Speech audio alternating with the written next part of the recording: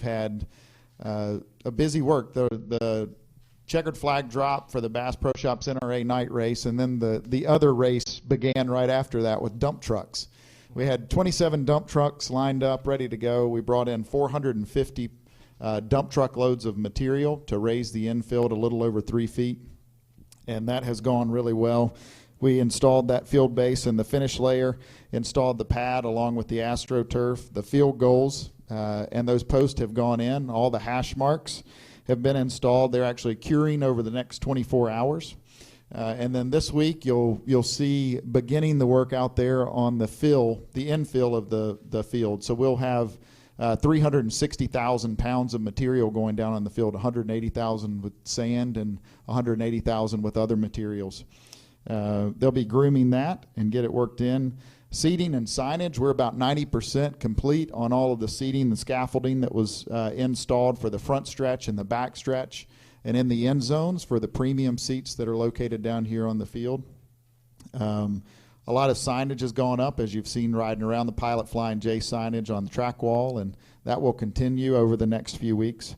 This week we'll be installing on the seating front seats and the half moon tables on the battlefield seats, again on the front stretch and the back stretch. The cabana installation will take place on the opposite side here down in the turns 1 and 2 area, along with game week all seating ID signage will be converted, and that'll be happening next week. Locker rooms. We did a tour of the locker rooms earlier, but the lockers have been installed and new carpeting put down. We still have some cosmetic touches to go on each one of those. This week we'll begin that. And tents around property.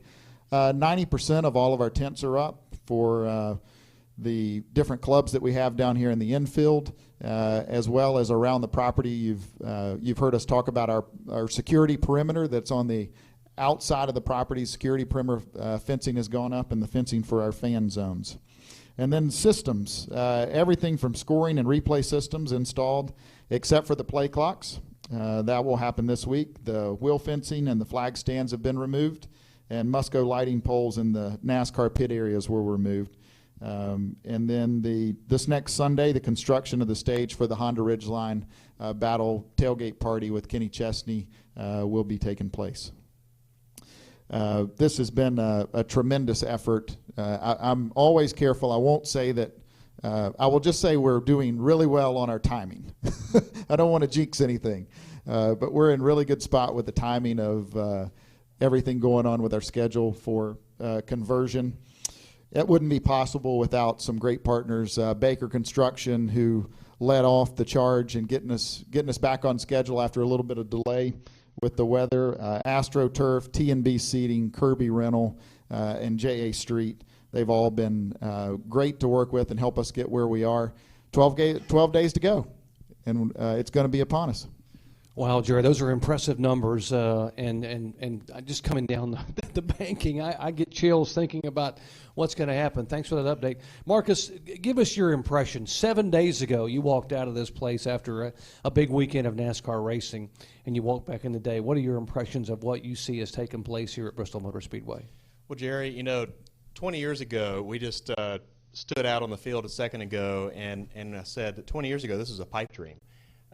We were in the office, Jerry and Jeff Bird and my dad, Bruton Smith, and this idea of a football game in the infield was brought up, and I know it was mainly to get a new media center.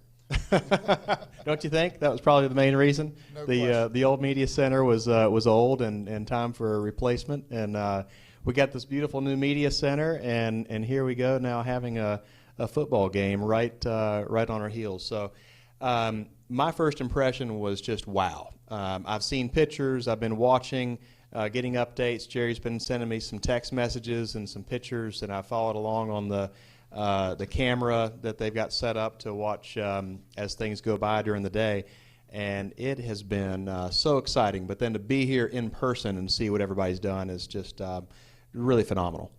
You talk about the pipe dream. We cannot have a discussion about this game without me asking you what your dad thinks about this. I know 20 years ago he talked about wanting to have a football game here, and a visionary, not only as a promoter and owner in motorsports, but now in college football. And finally, it is upon us. What does Bruton think about what's happening?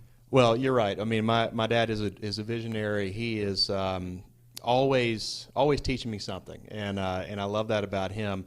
But literally this year, he has not stopped talking about this game. He is a huge NASCAR fan, and he's been to every one of our NASCAR races this year and a couple of drag races. But the battle at Bristol is what he's been talking about all year.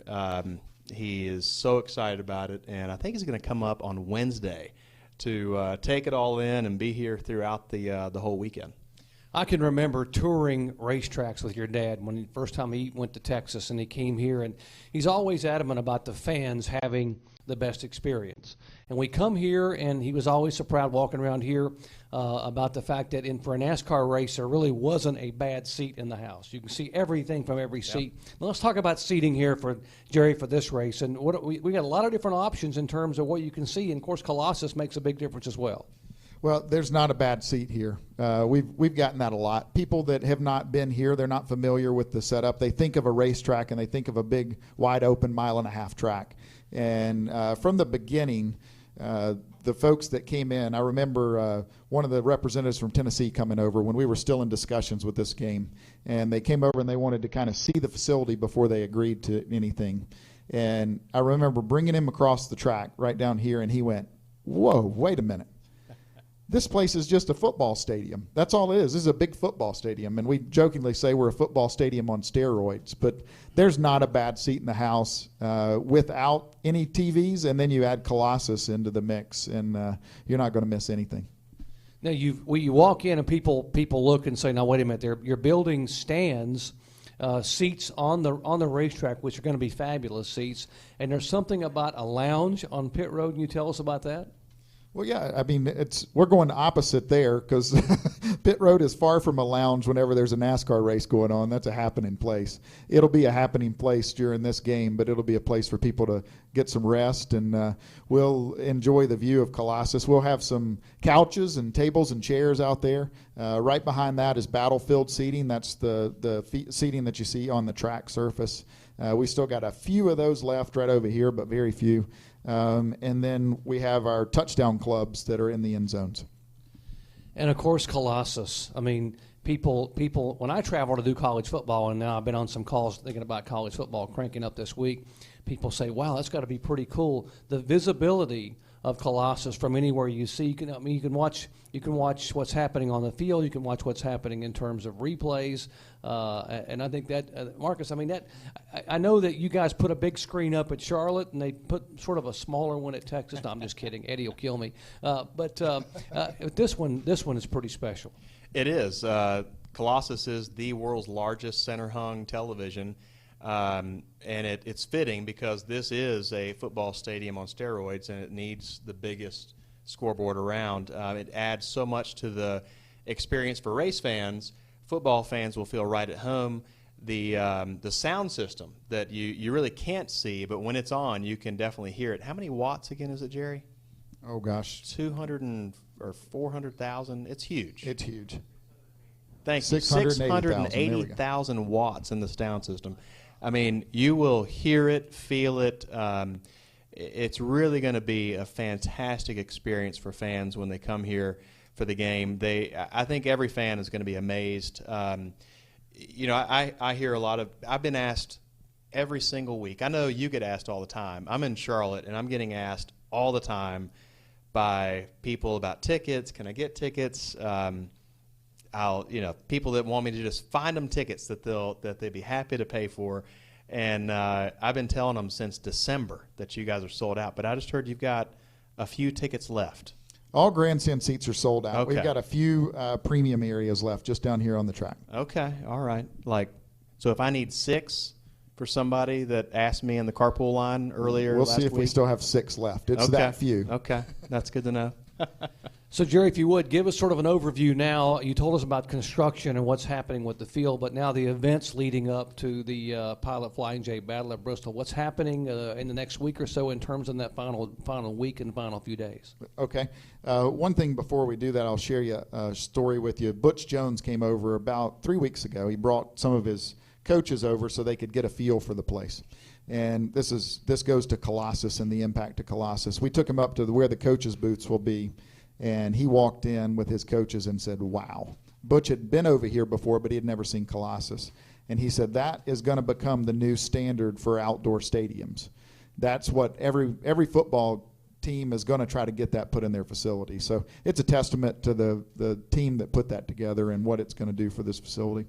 It's interesting, people, you wonder about attendance at I do college football for ESPN and ABC. You wonder about attendance, and fans say, well, the one thing I love being able to do now that I can go to stadiums like this one and watch a NASCAR race or now watch a football game and see everything, see replays, see everything that's happening on the screen in front of us. You don't have to go anywhere. You've got that. And after Butch came back from that visit, I was down there, and the coaches were talking about how normally they're trying to watch the field, but now they've got a replay screen right in front of them, which is pretty helpful. Yes, it is. So events leading up, there has been, as the people in this room will know, riding around the Tri-Cities and this region from Knoxville to Roanoke, there is so much enthusiasm around this football game. You'll see storefronts. All the food cities are painted with Battle at Bristol, Pilot Flying J Battle at Bristol designs with Tennessee and Virginia Tech, and lots of other stores doing the same thing. So much excitement, so much enthusiasm, and we're so proud and pleased with the surrounding cities and the way they've partnered with us. So Bristol will be hosting a downtown party. They're going to shut down downtown and have an event on Friday night. They'll have some things going down on Thursday night as well, but Friday night they will have really their Pilot Flying J Battle at Bristol tailgate party, downtown music and some other celebrities that will be making appearances and sharing stories and excitement about this. Johnson City and Kingsport both have things going on Thursday and Friday. Johnson City has their kind of kickoff for the tailgate party. That's on Thursday night, and then Kingsport's got a lot going on as well. So plenty to do around here, and then that'll all be leading up to the tailgate party we're going to have here with Honda Ridgeline presenting Kenny Chesney and the Band Perry and Old Dominion on Friday night. Still got a few seats left for that, so give us a call and come. You don't want to miss that. It's going to be the largest concert that we've ever had in the Tri-Cities, I would say, at least in this region, and it's going to be a lot of fun, a lot of enthusiasm around that. Well, I'll tell you what, I know we're excited. I know ESPN and ABC is excited. And Game Day will be here. It'll be here live. Game Day built by the Home Depot. And I hope they do as good a job as the folks that built the field. But it's going to be here live, and I think that's going to be starting at 9 o'clock that morning. So the fans who are encouraged to come early will be able to be outside and see Game Day and all the celebrity guests that'll be named later as we build up that game. And then 8 o'clock that night. Wow, what a matchup! What do you think about the matchup, Doc? You're the expert in this field. Well, it's interesting because, you got the Volunteers of Tennessee ranked 9th in the country. The season that Butch Jones has been waiting on, 17 returning starters. Everyone's talking about could they be a wild card. They're predicted to win the SEC East. Could they be a wild card for the college football championship game? And you got a new coach at Virginia Tech in Justin Fuente. Bud Foster, one of the most respected defensive coordinators in college football history, been there 30 years. Justin Fuente says no one will ever take Frank Beamer's spot. He's just happy to have a chance to be able to coach there. But you look at what Fuente's done everywhere he's been. TCU as an assistant. Memphis took him to a bowl game and won in Miami. And it was, 2 years ago that Virginia Tech shocked the Buckeyes in the Big House and gave them their only loss of the season. Of course, they went on to win the national championship. So a lot of people in our business believe this is going to be a very, very good football game. A lot of unknowns. What's Tennessee going to do in the opener? What are they going to do when they come up here and maybe have to show their hand? And we know that Virginia Tech may not show